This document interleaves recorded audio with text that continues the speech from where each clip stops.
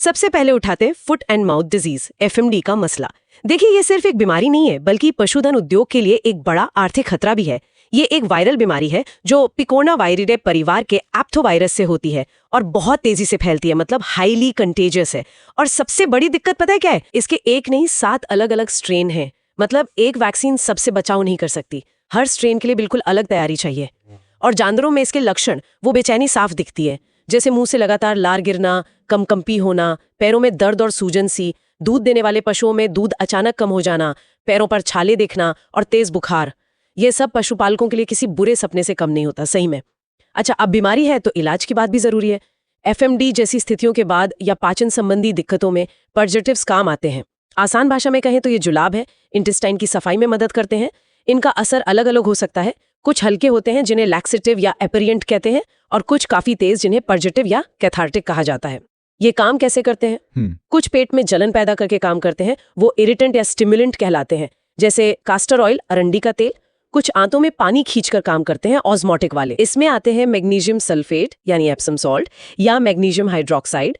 कुछ मल का वजन बढ़ाकर, जैसे बल्क वाले सिलियम यानी इसबगोल या गेहूं का चोकर, व्हीट ब्रान। और कुछ चिकनाई पैदा करके लुब्रिकेंट जैसे लिक्विड पैराफिन। तो हाँ, ये मैग्नीशियम सल्फेट, मैग्नीशियम हाइड्रोक्साइड और कैस्टर ऑयल, ये सभी जानवरों के लिए डॉक्टर की सलाह पर इस्तेमाल होते हैं। चलिए, बीमारियों और दवाओं से हटकर अब जरा डेयरी उद्योग की तरफ चलते हैं। दूध की क्वालिटी और खासकर उसमें फैट कितना है, ये जानना बहुत जरूरी होता है। यही काम आता है गर्बर टेस्ट। ये दूध में फैट परसेंट, मतलब वसा का प्रतिशत, पता लगाने का एक बहुत ही कॉमन तरीका है। इसमें होता क्या है? दूध में तेज सल्फ्यूरिक एसिड मिलाते हैं और फिर उसे तेजी से घुमाते हैं, सेंट्रीफ्यूगेशन करते हैं। इससे फैट अलग हो जाता है और बस उसे नाप लिया जाता है। ये एक कमर्शियल मेथड है, मतलब व्यावसायिक तौर पर खूब इस्तेमाल होता है। इसे फुकोमा टेस्ट भी कहते हैं। हाँ, ये भी है कि दूध में प्रोटीन या दूसरी चीजें जांचने के अलग तरीके हैं। जैसे प्रोटीन के लिए किचडाल मेथड है या एसएनएफ सॉलिड नॉन फैट के लिए ग्रेवोमेट्रिक विधि, पर फैट के लिए गर्बर टेस्ट काफी अहम है। चलिए अब रेगिस्तान के जहाज मतलब ऊंट की बात करें। भारत में जो एक कुबड़ वाला ऊंट हम अक्सर देखते हैं वो अरबी ऊंट है। उसे ड्रोमेडेरी कहते हैं।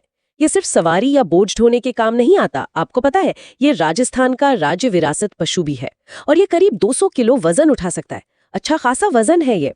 और इसकी रफ्तार, हैरान हो जाएंगे आप, इसका नाम ग्रीक भाषा के शब्द से बना है जिसका मतलब है दौड़ने वाला।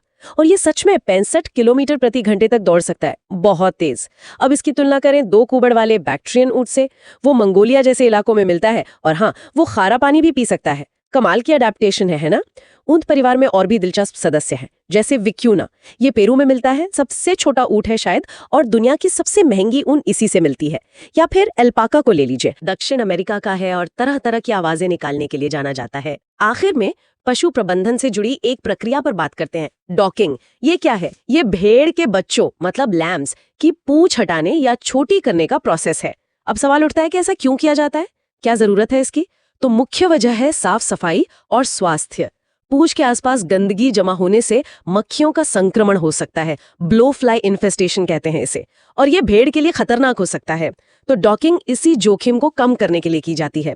इसके तरीके भी अलग अलग हैं। बहुत छोटे मेमनों के लिए करीब 7 दिन के रबर रिंग्स का इस्तेमाल होता है। थोड़े बड़े मेमनों मतलब 1 से 8 हफ्ते के, उनके लिए हॉट आयरन यानी गर्म लोहे से पूंछ हटाई जाती है। इसके अलावा क्लैंप या सर्जरी का तरीका भी अपनाया जाता है। 200+ agriculture exam papers with key points and full explanations length. 29 rupees for the full set.